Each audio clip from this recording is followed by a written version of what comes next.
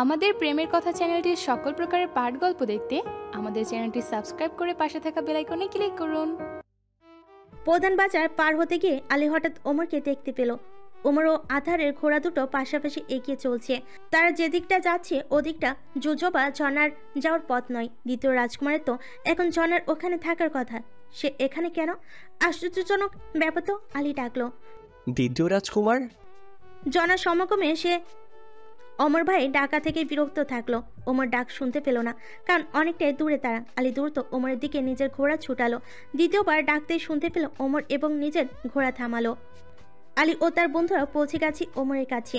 আলী বলল, আপনি এখানে কি করছেন ভাই ওমর? নামিরাকে জুজো বা ঝর্ণার ওখানে ডেকেছিলেন, ও তো চলে গেছে সেখানে, আপনার জন্য অপেক্ষা করছে। কি বলছো? আমি তো ওকে কোথাও ডাকিনি। কি বলছেন, আপনি ডাকেননি? তাহলে ভাই হামজালার নিবাসে এক বৃতা যে আমাকে নিবাসে এসে বলে গেল যে আপনি ডেকেছেন। ওমরের চক্ষুদয় শঙ্কায় স্থিত হয়ে উঠল। তার মানে কেউ তার নাম বলে নামিরাকে ওখানে নিয়ে গেছে, আর এর পিছনে মোটেও ভালো উদ্দেশ্য নেই। নামিরা বিপদে আছে। সে দ্রুত বিপরীত পথে ঘুরে যাত্রা আরম্ভ করলো। উদ্দেশ্য জুজো বা ঝর্ণা। ওমরের মতো বাকিদেরও বুঝতে বাকি নেই ঘটনাটা। তাও ওমরের পথ ধুলো। তারা সবে একসাথে এসে থামলো জুজোবা ঝর্ণার কাছাকাছি। ঘোড়া রেখে ঝর্ণার দিকে এগুলো সম পদক্ষেপে। আশেপাশে তাকিয়ে দেখতে পেল না কাউকে, কোথাও নামিরা দেখা নেই। দুশ্চিন্তায় পাগল প্রায় অবস্থা হলো তাদের। আলী ভয়ে প্রায় কাঁদো কাঁদো। নামিরার নাম ধরে উচ্চস্বরে ডাকলো তারা। একটু পর গভীর গাছপালার আড়াল থেকে বেরিয়ে এলো নামিরা। তার শরীর রক্তে মাখামাখি, হাতে একটা লোহর দণ্ড, সেটার গাভীয়ে চুয়ে চুয়ে রক্ত পড়ছে। ওমর ছুটে এলো নামিরার কাছে, দুহাতে নামিরার কাল স্পর্শ করে ব্যাকুল কণ্ঠে জিজ্ঞেস করলো, ঠিক আছে তুমি? নামিরা ওমরের চোখে পূর্ণ দৃষ্টি রেখে বলল, সামনে আবার বিবাহের দিন আসতে চলেছে, আমাকে অবশ্যই ঠিক থাকতে হবে, আমি ঠিক আছি। বলে সে হাতের লোহার দণ্ডটা ছুঁড়ে ফেলল মাটিতে। এই রক্ত? ওমর প্রশ্ন শেষ করার আগেই উত্তর দিল নামিরা, আমার নয়, ওই লোকগুলোর। সে এবার ঘন গাছপালার দিকে আঙ্গুলি করলো, যেখান থেকে সে বের হয়ে এসেছে। বলো, ওখানে আছে সেই লোকগুলো, আমি তাদের অবস্থা মৃতপ্রায় করে দিয়েছি ভাই আলী। আলীর দিকে তাকালো নামিরা। লোকগুলোকে চিকিৎসালয়ে নিয়ে যাওয়ার ব্যবস্থা করুন, তারা জীবন ঝুঁকিতে আছে। যাদের জন্য তোমার জীবন ঝুঁকির মুখে পড়তে চলেছিল তাদের নিয়ে ভাবছো? না, তেমন নয় ব্যাপারটা। যদি তারা বেঁচে থাকে ক্ষতি কি তাতে? আমি তো বেঁচে আছি, তারাও বাঁচুক। আমার তো ইচ্ছা করছে মেরে ফেলি ওদেরকে। তীব্র আক্রোশ নিয়ে বলল আলী। অতঃপর বন্ধুদের নিয়ে ঘন গাছপালার আড়ালে গিয়ে ঢুকলো। আধার বলল গ্যারেজ নিয়ে আসার ব্যবস্থা করছে। সে বলে চলে গেল সে। ওমরের দিকে তাকালো নামিরা। ওমর জিজ্ঞেস করলো, আঘাত পেয়েছো? শুধু মাথায় আঘাত পেয়েছি। ওমরের হৃদয় কেঁপে উঠল। নামিরার পাওয়া সামান্য আঘাতও তার হৃদয় বৃহৎ কষ্টের জন্ম দিল। নামিরা হঠাৎ বলল, তবে আপনি ছুঁয়ে দিলেই আঘাতের যন্ত্রণা ঘুচে যাবে, একবার হাত রাখবেন আমার মাথায়। ওমরের ঠোঁটের কোণে এক চিলতে শান্ত হাসি দেখা গেল। মেয়েটা কি এত নিঃসংকোচে কখনো কি চেয়েছিল এর আগে? তার বেশ ভালো লাগলো নামিরার এই চাওটুকু। ওমর হাত রাখলো নামিরার মাথায়। ধন্যবাদ রাজকুমার।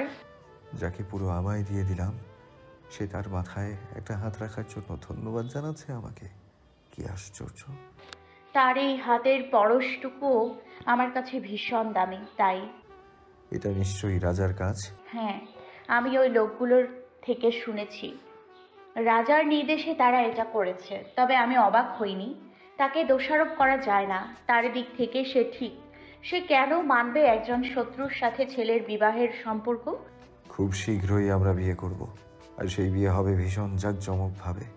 সেটাই হবে রাজার এই কৃতকর্মের বিপরীতে তাকে দেওয়া উপহার। আলী ও তার বন্ধুরা লোকগুলোকে টেনে বাইরে বের করে আনলো একে একে। মোট 7 জন লোক। প্রত্যেকের অবস্থা করুন। শরীরে তরবারি ও লোহার দণ্ডের আঘাত। প্রত্যেকে লোহার দণ্ডের দ্বারা মাথায় আঘাত পেয়েছে। নামিরা লোকগুলোর দিকে তাকিয়ে বলল, আসলে অনেক রেগে গিয়েছিলাম, এতটা আঘাত করতে চাইনি তাদের। তবে কেউ মারা গেলে আমি একদমই অপরাধ বোধ করব না। সবাই মারা গেলেও অপরাধ বোধ করার দরকার নেই। সত্যি বলতে আমারই এদেরকে মেরে ফেলতে ইচ্ছে করছে, কিন্তু তুমি তা চাইছো না বলে এদেরকে ছাড় দিচ্ছি। আধার গিয়েছিল কয়েকটা ক্যারেজের ব্যবস্থা করতে। লোকগুলোকে নিয়ে যাওয়ার জন্য ক্যারেজ প্রয়োজন ছিল। সবাইকে একে একে ক্যারেজে তুলল তারা। আধার ও আলীর বন্ধুরা মিলে লোকগুলোকে নিয়ে রওনা হলো চিকিৎসালয়ের উদ্দেশ্যে। ওমর নামিরাকে নিয়ে হামজালা নিবাসে এলো। তাদের সাথে আলীও এসেছে। হামজালা নিবাসের কোনো এক ভিত্তায় মন্ত্রী সুলাইমানের নিবাসে গিয়েছিল। সে কে? তাকে চিহ্নিত করে শাস্তি প্রদান করতে হবে। এক ভিত্ত হামজালাকে গিয়ে খবর জানালো ওমর নামিরা ও আলীর আগমনের। নিবাসের বৈঠক কক্ষে বসেছে তারা সবাই। হামজালা সেখানে গেল। নামিরাকে দেখে ভীষণই চমকে উঠল সে। মেয়েটার শরীরে রক্ত কেন? সে প্রশ্ন করলো। কি হয়েছে তোমার নামিরা? রাজা 7 জন লোক পাঠিয়েছিল নামিরাকে হত্যা করার জন্য, কিন্তু দুর্ভাগ্যবশত তারাই নামিরার হাতে মরতে বসেছিল। তাদেরকে চিকিৎসালয়ে পাঠিয়েছি। ভাগ্য ভালো হলে সবাই বাঁচবে, নয়তো কেউ কেউ মরতেও পারে। হামজালা এ ঘটনা শুনে অবাক হলো না। যে রাজা নিজের সন্তানদের হত্যা করার চেষ্টা করতে পারে, সেখানে নামিরাকে হত্যা করার চেষ্টা তো স্বাভাবিক, কিন্তু এটাও ঘৃণ্য কাজ। হামজালা বসলো ওমরের পাশে। নামিরার দিকে তাকিয়ে বলল, শুনে ভালো লাগলো যে তুমি লোকগুলোর এই অবস্থা করেছো, আর তুমি ঠিক আছো এটা দেখেও ভালো লাগছে। নামিরা প্রত্যুত্তরে বলার কিছু পেল না, তাই নীরবই রইল। আমার নিবাসের একজন ভৃত্যা মন্ত্রী সুলাইমানের নিবাসে গিয়ে বলেছিল আমি নামিরাকে জুজো বা ঝর্ণার ওখানে যেতে বলেছি। এজন্য নামিরা সেখানে গিয়েছিল। সেখানেই ঘটনাটা ঘটেছে, কিন্তু আমি কোনো ভৃত্যাকে এমন কিছুই বলিনি। রাজা হয়তো ওই ভৃত্যাকে বিপুল মুদ্রার প্রলোভন দেখিয়ে কাজটা করিয়েছে। তোমার নিবাসের সব ভৃত্যাদের এখানে আসতে বলো। দেখতে চাই দ্বিতীয় রাজকুমারকে নিয়ে এত সুন্দর মিথ্যা বলার দুঃসাহস কে দেখালো। আমার নিবাসের ভৃত্যা? রাগে দাঁতে দাঁত লেগে গেল হামজালার। কোন ভিত্তার এত বড় স্পর্ধা? সে নিবাস তত্ত্ববোধককে ডাকলো, নির্দেশ দিল সকল ভিত্তাদের বৈঠক কক্ষে নিয়ে আসার। কিছু সময়ের মধ্যে সব ভিত্তারা এসে উপস্থিত হলো। নামিরা ভালো করে দেখলো সব ভিত্তাদের, কিন্তু এদের ভিতর কেউ সেই সকালের ভিত্তটি নয়। সে বলল, না, এরা কেউ নয়। তবে মেয়েটার পরনে এই একই রকম পোশাক ছিল। সে নিজেকে প্রথম রাজকুমারের নিবাসের পরিচারিকা বলেছিল। আমরাও তার কথা বিশ্বাস করেছিলাম। নামিরার শরীরে রক্তের ঘ্রাণ হামজালার মস্তিষ্কে তোলপাড় ঘটাচ্ছে, কিন্তু সে নিজেকে নিয়ন্ত্রণ করছে। হয়তো নিজেকে নিয়ন্ত্রণ করার ক্ষমতা তার মাঝে এসে গেছে। ইনভিদ তাকে বলেছে সে একটা সময় নিজ ইচ্ছা অনুযায়ী নেকড়ের রূপ ধারণ করতে পারবে। হুটহাট করে এটা আর ঘটবে না। সে বোধহয় সেই ক্ষমতার অধিকারী হয়ে গেছে, কিন্তু তবুও তার দৃষ্টি বারবার নামিরার উপর চলে যাচ্ছে। অদ্ভুত একটা বাসনা জেগে উঠছে মনে। নেকড়ের রূপ ধারণ করে ঝাঁপিয়ে পড়তে ইচ্ছে করছে নামিরার উপর, কিন্তু তেমন পরিস্থিতি নেই এখন। ওমর নামিরার কথা শুনে বলল, তার মানে ভৃত্যটা হামজালার নিবাসের নয়, বাইরের কাউকে হামজালার নিবাসের ভৃত্যা সাজিয়ে পাঠানো হয়েছিল, যাতে সন্দেহ না করা হয়। সেটাই মনে হচ্ছে। ভাবিত কণ্ঠে বলল হামজালা। উঠে দাঁড়ালো নামিরা। কেন যেন এমন রক্ত রঞ্জিত অবস্থায় রাজকুমারদের সামনে বসে থাকতে অস্বস্তি হচ্ছে তার। ইতস্তত কণ্ঠে বলল, আমি এখন নিবাসে ফিরতে চাই। আমি আর ভাই আলী কি যেতে পারি? হ্যাঁ, অবশ্যই যেতে পারো, কিন্তু তুমি আমার নিবাসে প্রথম এসেছো। আমার ভাইয়ের হবু স্ত্রী তুমি।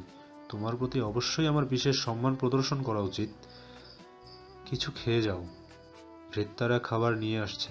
ধন্যবাদ যুবরাজ, তবে এর প্রয়োজন নেই। আমরা যাচ্ছি। ভাই আলী, চলুন। সেনাপতি ওসামার কানে খবর এসেছে তার যে লোকগুলোকে পাঠিয়েছিল নামিরাকে হত্যা করার জন্য, তারা সবাই আহত অবস্থায় চিকিৎসালয়ে আছে, চিকিৎসা নিচ্ছে। খবরটা শুনে দেরি না করে রাজা ইজলালকে জানালেন তিনি। রাজা ইজলাল এ ঘটনা শুনে রাগে ফেটে পড়লেন। রাগ ঝালেন সেনাপতি ওসামার উপর। কি লোক পাঠিয়েছো তুমি ওসামা? এতজন মিলে একটা মেয়ে মানুষকে মারতে পারলে না, উল্টো আহত হয়ে চিকিৎসালয়ে আছে। রাগ করবেন না মহারাজ, আমি দক্ষ লোকই পাঠিয়েছিলাম, কিন্তু কেন যে ওরা কাজটা সম্পূর্ণ করতে পারলো না বুঝতে পারছি না। মেয়েটা বোধহয় খুব শক্তিশালী, ভালো লড়াই করতে পারে। চুপ করো, তোমাদের ব্যর্থতা সেটা বলো। না, আমি শুনেছি মেয়েটা একাই ওদের ওই অবস্থা করেছে। মেয়েটা সাধারণ নয়, ও একজন রাজকন্যা। এমন হওয়াটা অস্বাভাবিকও নয়। রাজা ইজলালও ভেবে দেখলেন, হ্যাঁ, অস্বাভাবিক নয় এটা। ওমর তাহলে নিজের মতোই একজন দুর্বার মেয়েকে বিয়ে করতে চলেছে। রাগ আরও বেড়ে গেল তার। আরও কিছু খবর রয়েছে মহারাজ। কি? ওমর ইতিমধ্যে বিয়ের আয়োজন শুরু করে দিয়েছে। ভিন রাজ্য থেকে অনেক নামি দামি লোকেরাও শাহিরে এসে পৌঁছেছে ওর বিয়ে উপলক্ষে। বিয়েটা অনেক জাঁকজমকপূর্ণ হতে চলেছে বোধহয়। রাগে হাত মুষ্টিবদ্ধ করে ফেলেন রাজা ইজলাল। কত বড় বেয়াদব ছেলে, চিন্তা করে দেখেছো ওসামা? যেখানে আমার মত নেই সেখানে কিভাবে এমন করে বিয়ের আয়োজন করতে পারে? অসভ্য ছেলে, ভিন রাজ্যের লোকগুলোর সামনে আমার মান সম্মান ডুবিয়ে দেবে। আপনি পূর্বেই ভুল করে ফেলেছেন। সেদিন যখন ও নামিরাকে বাঁচিয়ে নিয়ে গেল, তখন আপনার ওকে কঠিন শাস্তি দেওয়া উচিত ছিল রাজ্য থেকে বের করে দেয়া, কিন্তু আপনি তা করেননি। এখন ছেলের বিয়ে দেখা ছাড়া আর কোনো উপায় নেই আপনার। রাজ্য থেকে বের করে দিতাম। প্রজাদের অত্যাচারে আমরা শান্তিতে থাকতে পারতাম। এরপর মূর্খের মতো কথা বলবে না ওসামা। বের হয়ে যাও এখান থেকে। কোনো কাজে সফল হতে পারো না তুমি। বের হয়ে যাও। সেনাপতি ওসামা বের হয়ে গেলেন। মুখ্য রাজা তাকে মুখ্য বলেছে। ইচ্ছে করছিল তরবারি ঢুকিয়ে দেয় রাজার গলার ভিতর। সাহস কি করে হয় তার উপর চোটপাট করার? যুবরাজ ইলদিজ আজ ভোরে শাহিরে এসে পৌঁছেছে। তার সাথে এসেছে তার বড় ভাই ও আরও দুজন অনুষদ। ওমরের বিয়েকে কেন্দ্র করেই তাদের এবার শাহিরে আসা। তারা পর্যটক মহলে গেল সর্বপ্রথম। পর্যটক মহলে ইলদিজের জন্য বিশেষ কক্ষের ব্যবস্থা আছে, যেটা শুধু তার জন্যই নির্ধারিত। সে ব্যতীত সেই কক্ষ অন্য কাউকে দেওয়া হয় না। পর্যটক মহলের পরিচালকের সাথে ইলদিজের ভালো সম্পর্ক। যে কয়বার শাহিরে এসেছে এখানে থেকেছে কিনা তাই। ইলদিজের সাথে সাথেই পরিচালক লোকটা তার কক্ষে এলো। পরিচালকের কাছ থেকে জানতে পারলো ওমর ও রাজার মধ্যে দ্বন্দ্ব চলছে। ওমরের বিয়েতে রাজার মত নেই। রাজা তো ওই মেয়েটাকে মৃত্যুদণ্ডও দিয়েছিলেন, কিন্তু ওমর মেয়েটাকে বাঁচায়। এমনকি মেয়েটার জন্য রাজপ্রাসাদ ও যুবরাজ পদটাও ত্যাগ করেছে ওমর। ব্যাপারটা খুবই কৌতূহল উদ্বেগ করলো ইলদিজের মাঝে। তবে সে গুরুত্বপূর্ণ একটা বিষয় জিজ্ঞেস করতে ভুলে গেল, যে মেয়েটাকে ওমর বিয়ে করতে চলেছে সে কে। প্রশ্নটা মনে পড়লো পরিচালক কক্ষ চলে যাওয়ার পর। ইলদিজ ঠিক করলো সে ওমরের সাথে দেখা করবে। ওমরের মুখ থেকে সবটা ভালোভাবে জানলেই ভালো হবে। সে গোসল সেরে খাওয়া দাওয়া করলো। এরপর বের হলো পর্যটক মহল থেকে। সাথে কাউকে নিল না, তার জন্য ক্যারেজ ঠিক করে রাখা ছিল মহলের সামনে। শেষে ক্যারেজ করে রওনা হলো। প্রথমে হামজালার নিবাসে গেল ইলদিজ। সেখানে পেয়ে গেল ওমরকে। ওমর ও হামজালা ইলদিজকে আলিঙ্গন করে অভ্যর্থনা জানালো। বেশ কিছু সময় হামজালার নিবাসে কাটালো ইলদিজ। তবে কার সাথে ওমরের বিয়ে এর সংক্রান্ত কোনো প্রশ্নই এখন করল না সে। ওমর আর ইলদিজ বের হলো হামজালার নিবাস থেকে। ক্যারিজের দিকে এগোতে এগোতে ইলদিজ হঠাৎ জিজ্ঞেস করলো, আচ্ছা, কাকে বিয়ে করছো তুমি? সেটা এখনো জানা হলো না। পর্যটক মহলের পরিচালকের কাছ থেকে জানতে পারলাম রাজা এই বিয়েতে সম্মত নন। মেয়েটাকে নাকি মৃত্যুদণ্ড দেওয়া হয়েছিল। আমি ভেবেছিলাম তোমার কোনো রাজকন্যার সাথে বিয়ে ঠিক হয়েছে, কিন্তু এখানে আসার পর বুঝতে পারলাম তা নয়। কে মেয়েটা যার জন্য রাজপ্রাসাদ ও যুবরাজ পদ ত্যাগ করেছো? ওমর সাথে সাথে কোনো উত্তর দিল না। কিছু সময় চুপ করে রইল। ইলদিজ নামিরার আসল পরিচয় জানে। ইলদিজের কারণে সেও জানতে পেরেছিল। ইলদিজ হয়তো ভাবতে পারবে না সে নামিরাকে বিয়ে করতে চলেছে। মেয়েটাকে মৃত্যুদণ্ড দেওয়া হয়েছিল কারণ মেয়েটা জের্জার রাজকন্যা। এ কথা হয়তো ইলদিজের মাথাতেই আসছে না। আর সে জানে নামিরার প্রতি ইলদিজের অন্যরকম একটা অনুভূতি আছে। ইলদিজ নামিরাকে বিয়ে করতে আগ্রহী ছিল। এমনকি নামিরা প্রত্যাখ্যান করার পরও ইলদিজ রাগের বশে নামিরার পরিচয় সম্পর্কে কাউকে কিছু বলেনি। ইলদিজ জানতো নামিরার পরিচয় জানলে তাকে মৃত্যুদণ্ড দেওয়া হবে। সে চায়নি নামিরার মৃত্যু হোক। এখনো হয়তো নামিরার প্রতি ইলদিজের অতীতের অনুভূতি বিদ্যমান। ওমর বুঝতে পারছে না সে নামিরাকে বিয়ে করতে চলেছে। এটা জেনে ইলদিজের প্রতিক্রিয়া কি হবে। বলো, কাকে বিয়ে করেছি জানতে চাও? চলো তার সাথে দেখা করাই তোমার। দেখা করাবে? হ্যাঁ, কেন নয়। ক্যারিজটা যখন মন্ত্রী সুলাইমানের নিবাসের সম্মুখে এসে থামল, অজানা কারণেই বুকের ভিতরটা কেঁপে উঠল ইলদিজের। এখানে কেন নিয়ে এসেছি ওমর? ইলদিজের মাথা হিসাবটা মেলাতে বেশি সময় নিল না। সবটা বুঝতে পারার পর বুকে সামান্য ব্যথা হলো তার। তার মানে ওমরের হবু স্ত্রী। ক্যারিজ থেকে নামলো ওমর ও ইলদিজ। নিবাস সীমানায় প্রবেশ করলো তারা। উঠোনে কাজ করছিল একজন ভিত্তা। সে ওমর ও ইলদিজকে ঢুকতে দেখেই দৌড়ে গেল ভিতরে। হায়েশাকে খবর জানালো। হায়েশা খবর পেয়েই বাইরে এলেন। কুর্নিশ করলেন ওমর ও ইলদিজকে। ভিতরে নিয়ে গিয়ে বসালেন। ওমর নামিরাকে পাঠিয়ে দিতে বলল বসার ঘরে। ওমর লক্ষ্য করলো ইলদিজ অন্যরকম হয়ে গেছে, মৌন। হয়তো সে ইতিমধ্যেই বুঝতে পেরে গেছে ওমরের আসার খবর পেয়ে নামিরা বসার ঘরে এলো। তার সাথে এসেছে মারওয়া। বসার ঘরে প্রবেশ করে ওমরের পাশে বসা মানুষটাকে দেখে হতবাক হয়ে গেল নামিরা। দরজা থেকে 2 কদম ঢুকতেই তার পা স্থির হয়ে গেল। এক দৃষ্টে তাকিয়ে রইল পরিচিত মুখটার দিকে। ইলদিজ উঠে দাঁড়ালো। ঠোঁটে মেকি হাসির রেখা ফুটলো তার। নামিরার দিকে দৃষ্টি স্থির রেখে পড়ল, ওমরের হবু স্ত্রীকে দেখতে এসেছিলাম, ভাবিনি তোমায় দেখবো। অভিনন্দন নামিরা ওয়াসনিয়াত। ইলদিজের সম্মুখে কেন যেন অস্বস্তি বোধ করছে নামিরা। অভিনন্দন জানানোই অস্বস্তি আরও ভালো। মানুষ তাকে একসময় বিয়ের প্রস্তাব দিয়েছিল বলেই হয়তো এই অস্বস্তি বোধের উত্থান। নামিরা মন্থর কণ্ঠে ধন্যবাদ জানালো ইলদিজকে। ইলদিজের এখানে বসতে আর ভালো লাগছে না। সে ওমরের বিয়েতে যোগ দেওয়ার জন্য এসেছিল, কিন্তু নামিরার বিয়ে দেখতে হবে এমন আশা কশ্চিনকালও তার মস্তিষ্কে স্থান পায়নি। সে ওমরের দিকে তাকালো। তার মানে তোমরা সবাই এখন নামিরার প্রকৃত পরিচয় জানো? হ্যাঁ, আমি অবশ্য অনেক আগে থেকে জানি। গতবার যখন সাহায়ের থেকে চলে যাওয়ার আগে তুমি নামিরার সাথে দেখা করেছিলে, আমি তোমাদের কথোপকথন শুনেছিলাম। চমকালো ইলদিজ। সে চায়নি তার মাধ্যমে কেউ নামিরার পরিচয় সম্পর্কে অবগত হোক। ওমর যদি সেদিন তাদের কথা শুনে থাকে, তবে কি এটাও জানে সে নামিরাকে বিয়ের প্রস্তাব দিয়েছিল? বিরিয়াজনক ব্যাপার। সে যাকে বিয়ের প্রস্তাব দিয়েছিল এখন তারই বিয়ের অতিথি হওয়ার জন্য শাহিরে এসেছে, এটা অসম্মানেরও। হ্যাঁ, সে না জেনে এসেছে, কিন্তু যদি জানতো ওমরের বিয়ে নামিরার সাথে, তবুও আসতো। একাধারে বন্ধুজন ব্যক্তির বিয়ে। অপরদিকে যে মেয়েটা তাকে প্রত্যাখ্যান করেছিল, সে মেয়েটা কত খুশি ও সুখীভাবে অন্য কাউকে বিয়ে করবে, সেটা দেখার বদ্ধ চেষ্টা থাকতো তার মনে। যেহেতু ওমর সবটা জানে, তাই আর কোনো কথা লুকোছাপা করার প্রয়োজন আছে বলে মনে হলো না ইলদিজের। নামিরার দিকে তাকিয়ে শান্ত নিবিড় কণ্ঠে বলল, তোমায় বলেছিলাম আবার আসবো, আমি এলাম, কিন্তু বড় অসময়ে। আমি নিজের মনে একটা আশা জিয়ে রেখেছিলাম, হয়তো তুমি এবার আমায় বুঝবে। আমি তোমাকে নিজের ব্যাপারে বোঝাতে সক্ষম হব, কিন্তু তুমি ইতিমধ্যে অন্য কারো হৃদয়ে বুঝে বসে আছো। আমার আশাগুলো চূর্ণ হয়ে গেল। বলতে বলতে সহসা হাসলো ইলদিজ, তবে তার হাসির মাঝে মোটো সুখ নেই। ওমরের দিকে তাকালো ইলদিজ। শত্রু রাজ্যের মেয়েকে ভালোবেসে রাজপ্রাসাদ ও ভবিষ্যৎ রাজার পদ দুই ত্যাগ করেছ, এটা প্রশংসনীয়। এমনটা সবাই করতে পারে না। এরপরই সে নামিরার দিকে তাকিয়ে বলল, যোগ্য কাউকেই বিয়ে করছো। আশা করছি তোমাদের একসঙ্গে পথ চলাটা ভীষণ সুন্দর হবে। তোমার কি খুব বেশি খারাপ লাগছে? না, তোমাকে বিয়ে করছে বলে পরিমাণটা হয়তো কম। মারওয়া এখানে চলমান কথোপকথনের কিছুই বুঝতে পারছে না। যুবরাজ ইলদিজ কি নামিরাকে পছন্দ করে? তেমন হলো কবে থেকে? তাদের দেখা হয়েছিল কোথায়? রাজপ্রাসাদে, যখন নামিরা পরিচারিকা ছিল। মারওয়া ভাবছিল ব্যাপারটা নিয়ে, হঠাৎ ইলদিজের ডাক কানে এলো। মারোয়া, কেমন আছো তুমি? ভালো আছি আমি।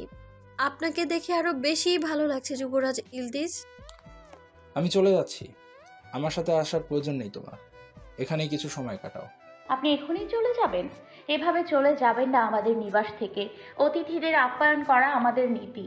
দয়া করে কিছু সময় থাকুন, কিছু আহার করুন। কোনো প্রয়োজন নেই সেসবের। এতটা ভালো আচরণ তোমার থেকে পেতে ভালো লাগছে না আমার। গাম্ভীর্যপূর্ণ মুখে নামিরাকে পাশ কাটিয়ে চলে গেল ইলদিজ। মারওয়া সম্মানসূচক তাকে এগিয়ে দেওয়ার জন্য সাথে সাথে গেল। ওমর নামিরার দিকে তাকিয়ে আছে। নামিরার মুখখানি গম্ভীর। হয়তো ইলদিজের শেষ কথাটা ভালো লাগেনি তার। আর কারোর মন খারাপের কারণ হয়ে খুশি থাকাটা অসম্ভব। ওমর বলল, ইলদিজকে প্রত্যাখ্যান করেছিলে কেন? ইলদিজ তো একজন ভালো মানুষ। সে নিজের স্ত্রীকে হত্যা করেছে, আমি জানি সেটা। হয়তো ওটা দুর্ঘটনাবশত ঘটে গিয়েছিল, কিন্তু তার হাতেই তো হয়েছে। আমি এই ব্যাপারটাকে ঘৃণা করি, আর এজন্যই তার প্রস্তাব অগ্রাহ্য করেছিলাম। আমি তো জানতাম না ইলদিজ নিজের স্ত্রীকে হত্যা করেছে। অবশ্য এমন কিছু হলে সেটা গোপনই থাকে। আমাদের রাজ্য মানে জেরজায় থাকাকালীন এটা ঘটেছিল। সে তার স্ত্রী ও অনুচরদের নিয়ে জেরজায় গিয়েছিল প্রকৃতি ভ্রমণের উদ্দেশ্যে। তবে সে ইচ্ছাকৃতভাবে হত্যা করেনি, আমি তাকে বিশ্বাস করি এখন। ওমর উঠে দাঁড়ালো। তাকেও যেতে হবে এখন। বিয়ের আয়োজন কেমন চলছে তার তদারকি করতে হবে। সে যেতে যেতে বলল, ভাগ্যিস ইলদিজের প্রস্তাবে রাজি হওনি। নামিরা ওমরের দিকে তাকালো, সামান্য হাসলো। ওমর অবশ্য তা খেয়াল করলো না। সোজা হেঁটে গেল দরজার দিকে। ভীষণ জমকালো আয়োজনের মধ্য দিয়ে দ্বিতীয় রাজকুমারের বিয়ে সম্পূর্ণ হলো। প্রথম রাজকুমারের প্রথম বিয়েতে যেমন আয়োজন ছিল, দ্বিতীয় রাজকুমারের বিয়েও ঠিক তেমনই জাঁকজমকপূর্ণভাবে হলো।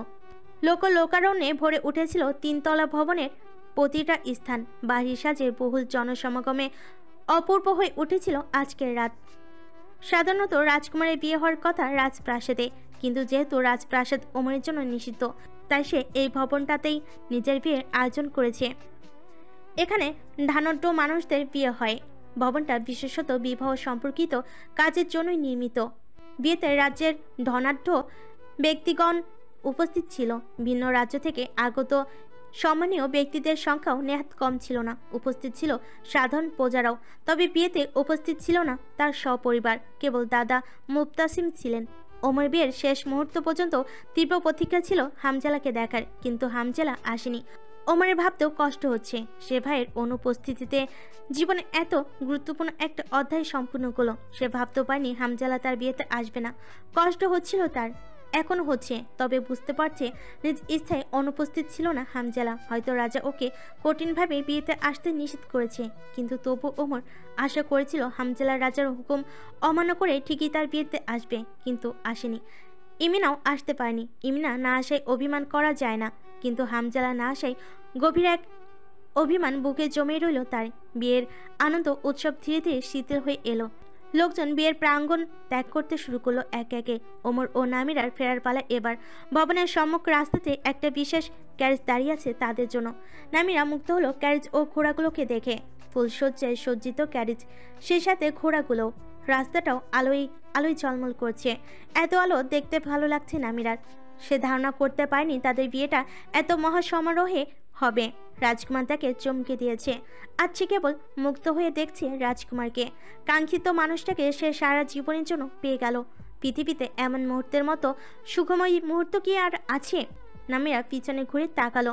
তার পরিবারের সদস্যরা দাঁড়িয়ে আছে।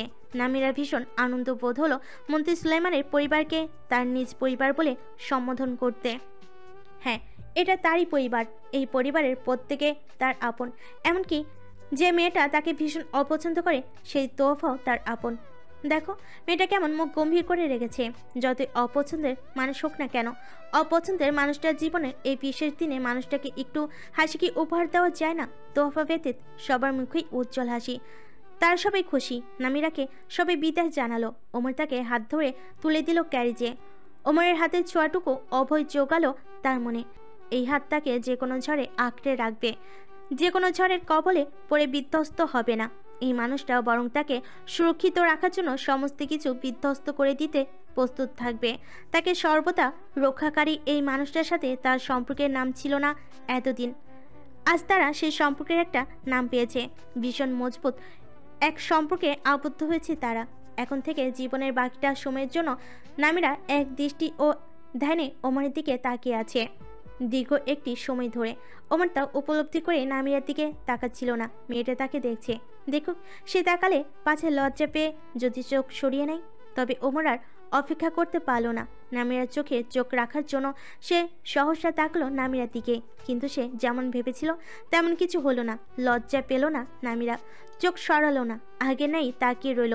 সে স্বাভাবিক। ওমর বলল, আমাকে এমনভাবে দেখছো কেন? ভীষণ সুন্দর করে তো তুমি সেজেছো, তোমায় ভীষণ সুন্দর দেখাচ্ছে। উল্টো আমার তোমাকে এমনভাবে দেখা উচিত। নামিরা ওমরের কথা শুনতে পেল কিনা কে জানে। হঠাৎ কেমন অন্যমনার নাই পড়ল। আপনি এত সুন্দর কেন রাজকুমার? ওমর হক চুকিয়ে গেল। নামিরা তাকে এরকম কেন প্রশ্ন করতে পারে তা সে ধারণাটাও রাখেনি। মেয়েটা নিজে লজ্জা পাওয়ার বদলে তাকে লজ্জা ফেলার পরিকল্পনা করছে। ওমর বেশ শান্ত গলায় উত্তর দিল, তোমার বড় হওয়ার কথা ছিল বলেই হয়তো। ওমরের উত্তরটাও অভাবনীয় ছিল নামিরের কাছে। সে হেসে ফেল, চোখ সরিয়ে নিল অন্যত্র। ক্যারেজ এসে পৌঁছে গেছে নিবাসে। নিবাসটাও আজ আলোয় ঝলমল করছে। তারা ক্যারেজ থেকে নেমে নিবাসের ভিতরে যা মাত্রই ভিত্ত ও ভিত্তারা নামিরাকে অভ্যর্থনা জানালো।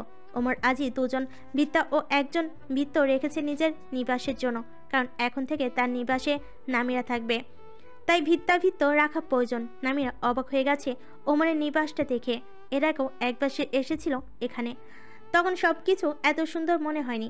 এভাবে সাজানো হয়তো ছিল না ভিতরটা। নামিরা ভিত্তদের নিয়ে ঘুরে দেখলো পুরো নিবাসটা।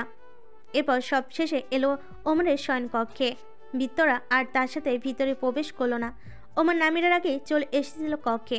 এই কক্ষে সে নামিরা আরও মুগ্ধ হয়ে গেল। ভীষণ সুন্দর করে সাজানো কক্ষটা। নানান রকম তাজা ফুলও রয়েছে, সুবাস ছড়াচ্ছে সেগুলো। জ্বলছে বেশ কিছু মোমদণ্ড। কক্ষের এত সুন্দর রূপের কীর্তি নিশ্চয়ই ভিত্তাদের। পুরো নিবাসকে এত সুন্দরভাবে সাজানোর জন্য ভিত্তারা অবশ্যই ধন্যবাদের যোগ্য। নামিরা জানালার দিকে এগিয়ে যেতে যেতে বলল, আপনার মনে আছে রাজকুমার, প্রথম কবে আপনার নিবাসে এসেছিলাম? হ্যাঁ, মনে আছে। প্রথমবার একজন বন্দিনী হয়ে আপনার নিবাসে এসেছিলাম, আর দ্বিতীয়বার আপনার স্ত্রী হয়ে। এটা ভীষণ সুন্দর এক অনুভূতি, যেটা আমি প্রকাশ করতে পারছি না। এটা কেবল দ্বিতীয়বার নয়, সারা জীবনের জন্য আশা। আজকের দিনে আম্মি জানের কথা আমার ভীষণ মনে পড়ছে। বলতে গেলে সে আমার একমাত্র আপনজন ছিল, কিন্তু সাহাইরে এসে আমি আরও বেশ কয়েকজন আপন মানুষ পেয়েছি। এটা আমার সৌভাগ্য। মামা সুলাইমান ও মামি হায়াশা আমার অভিভাবক হয়ে সর্বদা আমার পাশে থেকেছে। আজ অভিভাবকের তালিকায় আরও একজন নতুন মানুষ যুক্ত হলো। ওমরের দিকে তাকালো নামিরা। তার দু চোখে অসীম প্রশান্তির ঝলকানি, এক বুক ভরসা ও সুখ নিয়ে পড়ল। আমার অন্যতম আপনজন অভিভাবক হওয়ার জন্য আপনার প্রতি কৃতজ্ঞ আমি। ওমর গভীর চোখে নামিরার মুখখানিতে তাকিয়ে রইল।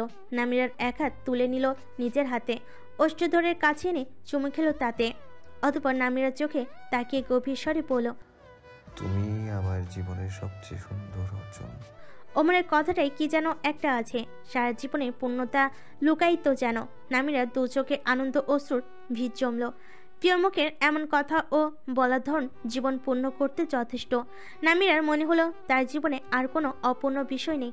এতটা শান্তিও আর কখনো কিছুতেই অনুভব হয়নি তার, যা এই কথাটা শুনে আজ হলো। পুনঃ অনুভূতিরা প্রকারভাবে লেপটে গেল তার হৃদয় জমিনে। নিজেকে পৃথিবীর সব থেকে সুখী মানুষের ভিড়ে একজন মনে হচ্ছে। প্রখর সুখানুভাবে বলে উঠল নামিরা। কিছুক্ষণের জন্য নীরবতা ছেয়ে গেল পুরো কক্ষময়। কেবল একে অপরের দিকে তাকিয়ে রইল তারা। ওমর প্রথম নীরবতা ভেঙে বলল, আমার স্ত্রীকে তার উপহার বুঝিয়ে দেই তাহলে এবার। উপহার? উপহার, আমার সাথে এসো। ওমর নামিরাকে হাত ধরে নিয়ে গেল নিবাসের পেছন প্রাঙ্গণে। একটা সাদা ঘোড়া দাঁড়িয়ে আছে। ওমর ওটার কাছেই নিয়ে গেল নামিরাকে, বলল, তোমার উপহার।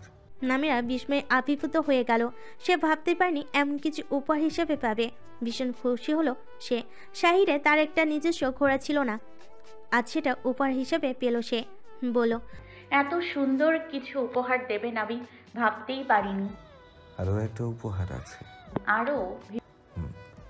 ওমর নামিরাকে নিয়ে এবার অস্ত্র সংরক্ষিত কক্ষে এলো। অনেক তরবারি ও ছুরিজাত অস্ত্রে কক্ষটা পরিপূর্ণ। নামিরা মুগ্ধ হয়ে গেল।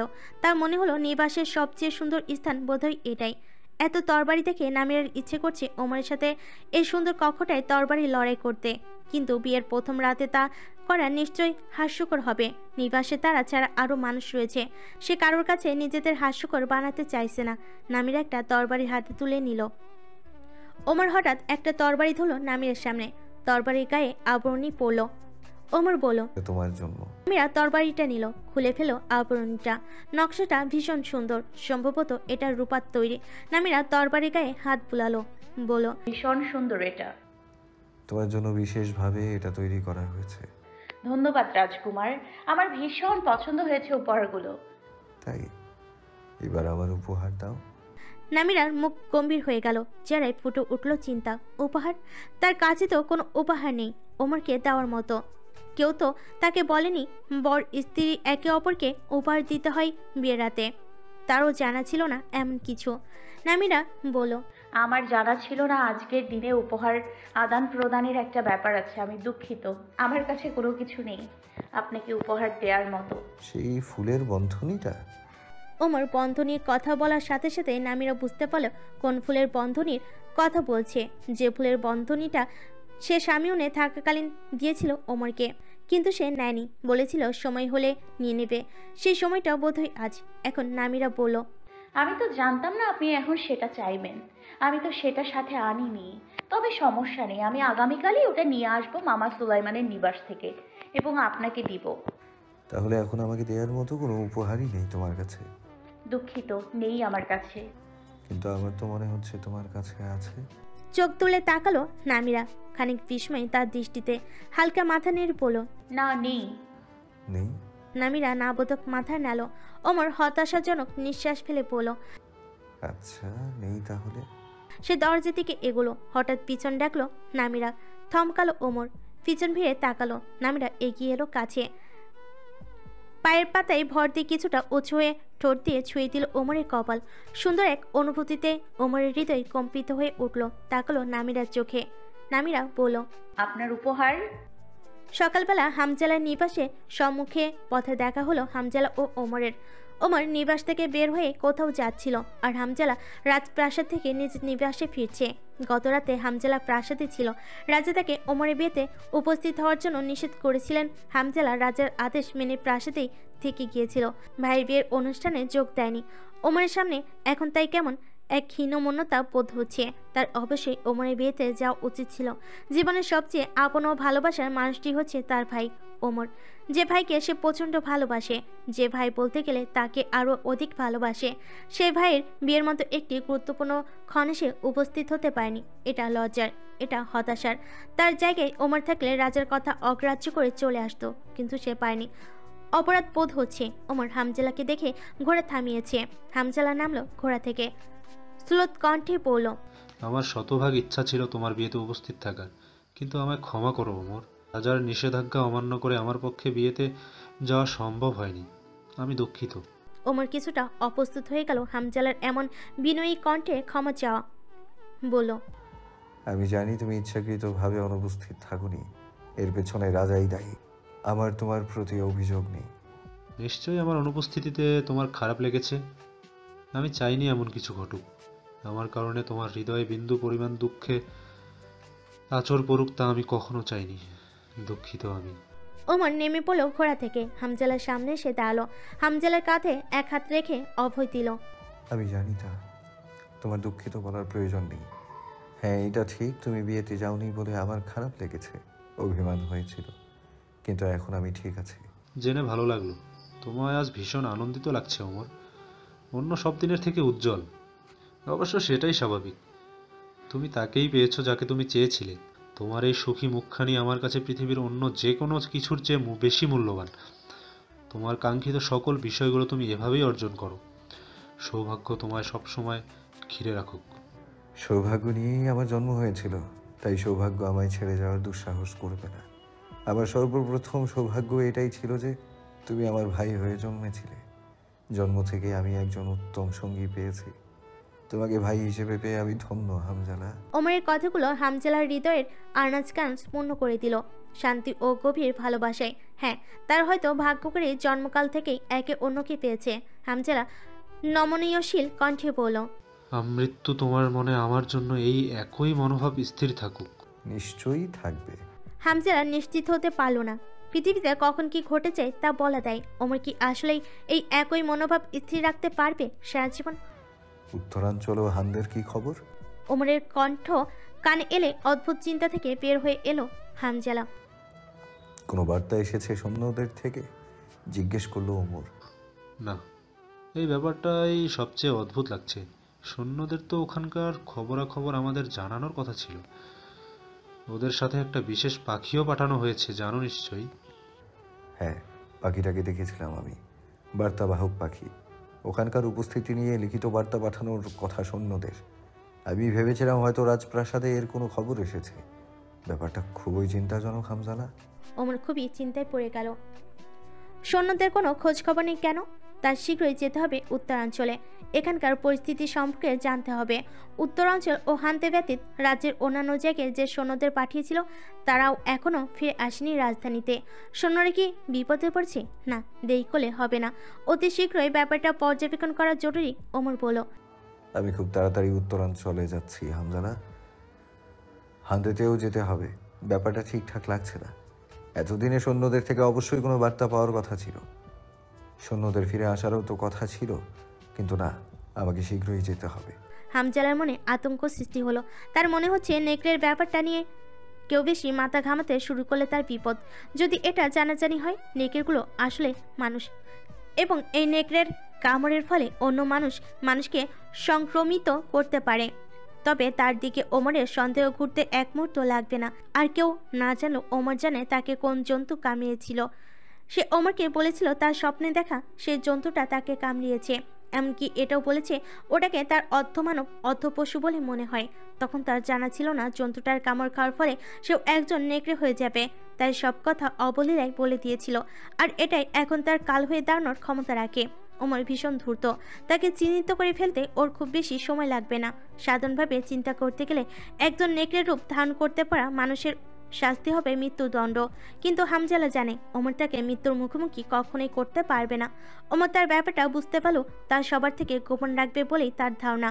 উত্তরাঞ্চল ও হান্দেতে কি ঘটেছে আর সামনে কি ঘটবে তা জানতে আগ্রহী হামজালা। তাই সে সিদ্ধান্ত নিল ওমরের সাথে সেও যাবে। আমিও তোমার সাথে যাব। না, তোমার যাওয়ার দরকার নেই। আমি যখন গিয়েছিলাম পরিস্থিতি তখনই ভালো ছিল না। এখন হয়তো আরও খারাপ। আমার কেন যেন মনে হচ্ছে সৈন্যদের সাথে খারাপ কিছু ঘটেছে। আমরাও বিপদে পড়তে পারি। আমি চাই না তোমার কোনো রকম ক্ষতি হোক। হামজালার খুবই ভালো লাগলো ব্যাপারটা। ওমর নিজের জন্য চিন্তা না করে তার জন্য চিন্তা করছে। সে বলল, বিপদে পড়ার সম্ভাবনা যখন আছে তুমিও তাহলে যেও না। আমরা আরও কিছু সংখ্যক সৈন্য পাঠিয়ে দেব। না, আমি নিজেই ব্যাপারটা পর্যবেক্ষণ করতে চাই। নেকড়ের ব্যাপারটা ভীষণ রহস্যপূর্ণ আর আকর্ষণীয়। হঠাৎ এত নেকড়ের উদ্ভব ও লোকালয়ে এসে ওগুলোর হিংস্রতা মোটেই স্বাভাবিক ব্যাপার নয়। ওমরের কৌতূহল ভালো লাগলো না হামজালার। ওমর কেন একটা ঝামেলা পাকাবে বলে মনে হচ্ছে। হামজালা জানে নেকড়েদের নিয়ে তার কোনো ভয় নেই, তার বিপদের কোনো সম্ভাবনা নেই নেকড়েদের দ্বারা।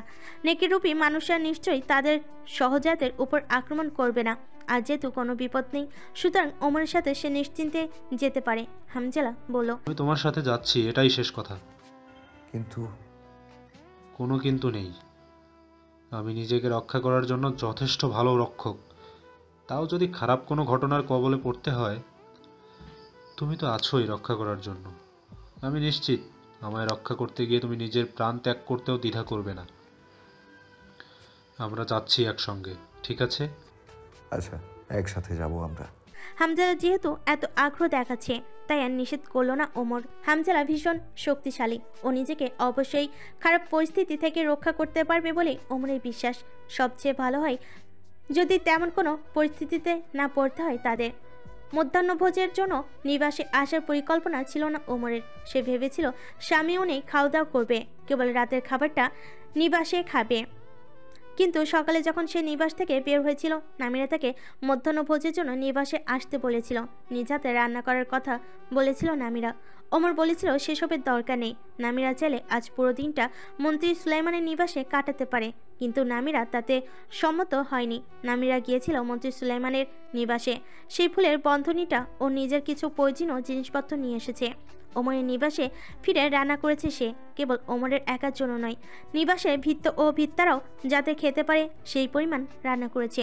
ওমর যখন ফিরল নিবাসে, তখনও নামিরার রান্না শেষ হয়নি। বলা বাহুল্য সে এই প্রথম রান্না করছে, এর আগে কখনো কিছু রান্না করেনি। সকাল হতে রান্না করার মতো অদ্ভুত একটা ব্যাপার তার মাথায় চাপলো। কেন বুঝতে পারছে না, ব্যাপারটা মাথায় আসলো। সেও রান্না করে ফেলো শাহিরের ঐতিহ্যবাহী খাবার হাসাবি। রন্ধন প্রণালীটা সে শিখেছিল মারোয়ার কাছ থেকে। রান্না শেষ হওয়ার পরপরই একটুখানি খেয়ে দেখেছে নামিরা, যথেষ্ট ভালো স্বাদই হয়েছে। রান্না শেষ হওয়ার কিছুক্ষণ পর ওমরকে ভোজন কক্ষে ডাকা হলো। ওমর এসে দেখলো টেবিলে বেশ কয়েক পদের খাবার। সে অবাক হয়ে তাকালো নামিরার দিকে। নামিরা ওমরের অবাক চোখের অর্থ বুঝতে পেরে বলল, সব রান্না আমি করিনি, আমি শুধু হাসাবি রান্না করেছি।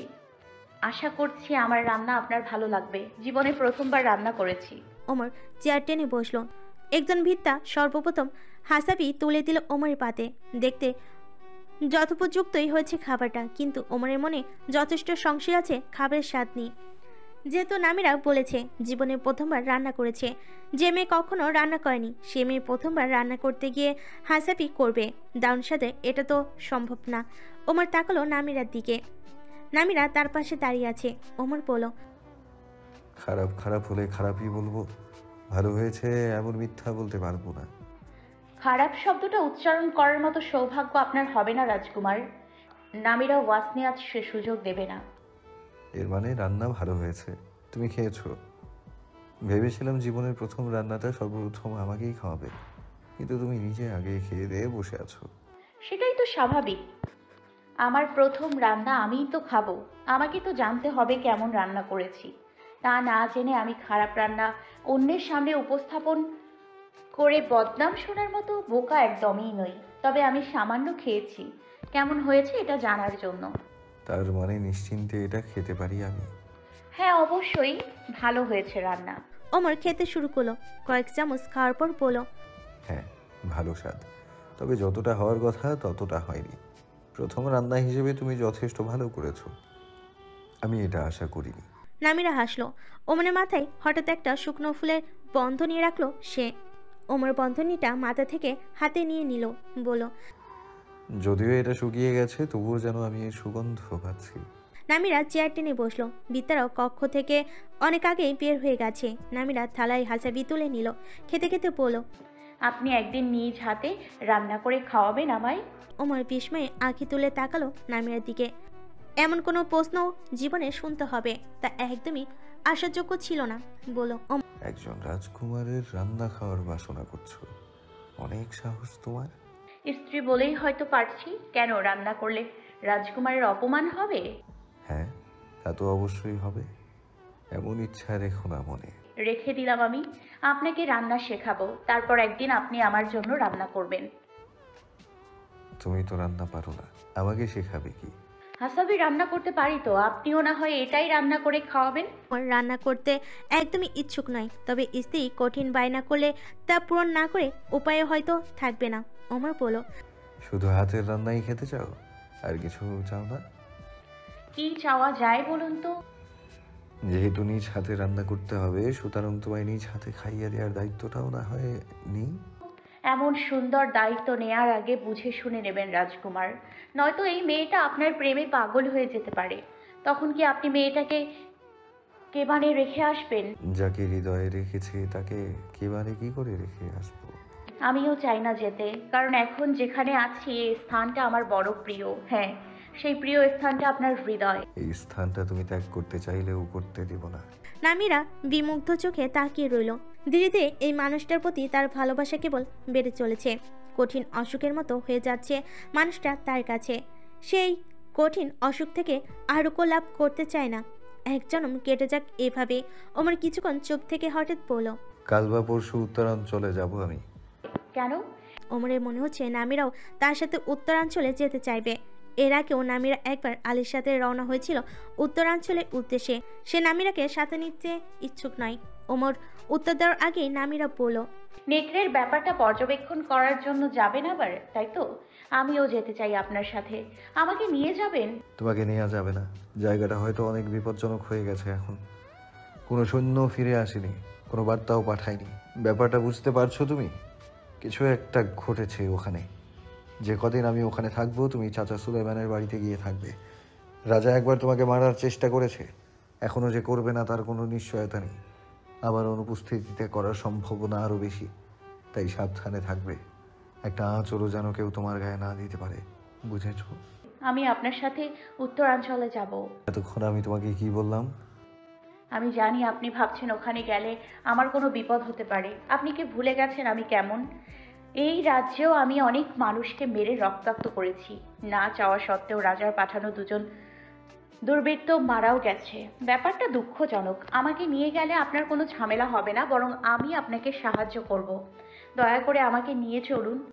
তুমি মানুষের সাথে লড়াই করেছো, আর ওগুলো দেখলে। যখন বলেছি তুমি যাবে না, তখন যাবে না। নামিরা ওমরের একটা হাত আঁকড়ে ধরে মিনতির স্বরে বলল, দয়া করে আমাকে আপনার সাথে নিন রাজকুমার। আমি কখনো নেকড়ে দেখিনি, আমি দেখতে চাই। আমারও ইচ্ছে হয় আপনার মতো এসব কাজে অংশগ্রহণ করতে। যে যায় আমি এসবের সুযোগ পাইনি। দয়া করে আমাকে এই সুন্দর নেকড়ে অভিযান থেকে বঞ্চিত করবেন না। আমাকে সাথে নিয়ে গেলে আপনি নিশ্চিত থাকতে পারবেন কেউ আমার উপর আক্রমণ করতে পারবে না। আপনি আমাকে দেখে শুনে রাখবেন। ওমর কিছু বলছে না, তবে নামিরা বুঝতে পারছে ওমরকে সে মানাতে পারেনি। নামিরা হাত ছেড়ে দিল ওমরের। বলল, ঠিক আছে, আমাকে আপনার সাথে নিতে হবে না, একাই চলে যাব আমি। অন্তত ওখানে আমাকে না চেনার ভান করবেন না। এমন কিছুই তুমি করবে না, আমি নিষেধ করেছি। দ্বিতীয় রাজকুমারের আদেশ অমান্য করবে না, নয়তো। আমাকে শাস্তি দিতে পারবেন না আপনি? পারবেন? ওমরের চোখে চোখ রেখে প্রশ্ন করলো নামিরা। ওমর চোখ সরিয়ে নিল না, উত্তর দিতে পারল না। অতিষ্ঠ হয়ে বলল, ঠিক আছে, যাবে তুমি। নামিরার ঠোঁটে হাসি ফুটলো, আনন্দভরা কণ্ঠে বলল, ধন্যবাদ দ্বিতীয় রাজকুমার। অবশেষে আমি নেকড়ে দেখব তাহলে। ওমর কিছু বলল না, সে মন থেকে সম্মতি দেয়নি। নামিরাই আবার চঞ্চল কণ্ঠে বলল, আগামীকাল আমরা যাচ্ছি তাহলে। শাহেরের দ্বিতীয় রাজকুমার ও জেরজার রাজকন্যা একসাথে নেকড়ের বিরুদ্ধে লড়বে।